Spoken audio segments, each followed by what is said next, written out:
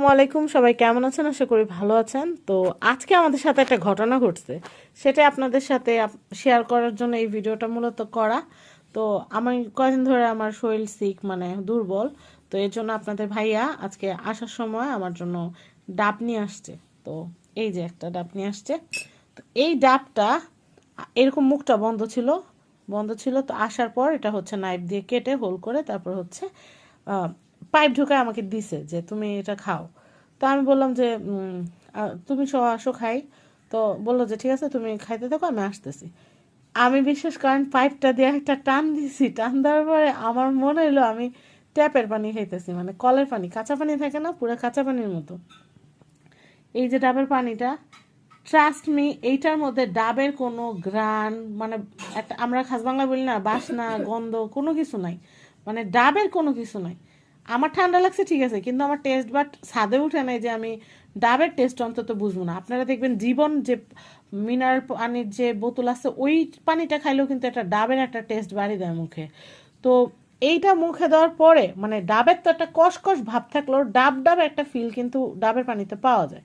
কিন্তু এইটা খাওয়ার পর আমি এতটা হতাশ মুখে দেওয়ার পর, তো আমার আর মানহারাবুর সন্দেহ হইলো। মানহারাবু আসছে, মানহারাবুরে বলছি যে একটু মুখে দিয়ে দেখো, ডাক দিছি আপনাদের ভাইয়ারে যে তুমি একটু আসো, একটু একটু দেখে যাও, এটা একটু মুখে দাও, দেখো তো কেমন লাগে।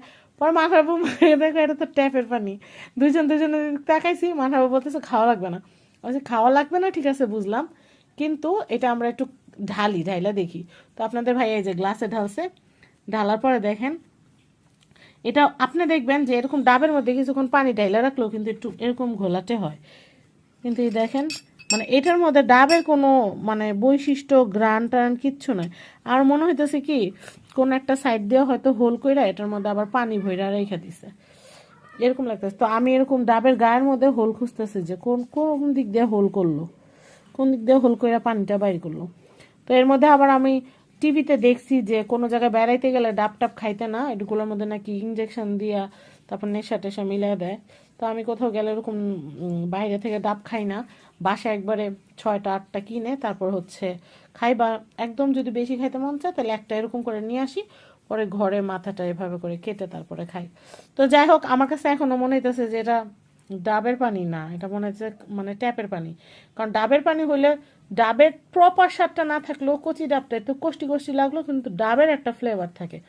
কিন্তু এইটার মধ্যে কোনো ডাবের বাসগন্ধ কিছু না, মনে হচ্ছে একদম ট্যাপের পানি ভরে দিছে কেউ। বাবুরাবু, তোমার কাছে কেমন লাগছে এটা মুখে দিয়া? কলের পানি। আচ্ছা আপনারাই বলেন, এটা খাওয়াটা কি ঠিক হবে বলেন? তো আপনারাও কি কোনো সময় এমন অভিজ্ঞতা